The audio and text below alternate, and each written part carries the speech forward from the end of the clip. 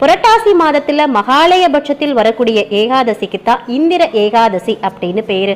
அளவில்லாத பலன்களை தரக்கூடிய அற்புத ஏகாதசி இந்த இந்திர ஏகாதசி. இது நமக்கு மட்டுமல்லாம நம்முடைய பல தலைமுறைக்கும் சேர்த்து நலன்களை தரக்கூடியதா சொல்லப்படுது.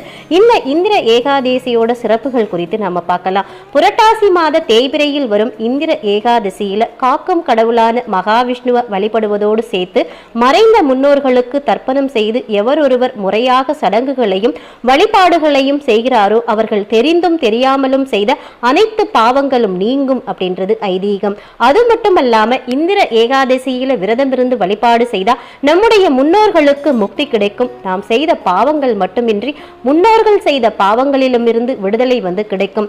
இந்திர ஏகாதசி அன்னைக்கு பெருமாளோடு மகாலட்சுமி தாயாரையும் நாம மனதார வழிபாடு செய்வது நம்ம வாழ்க்கை சிறப்பாக அமைய வழிவகை செய்யும் அப்படின்னே சொல்லப்படுது.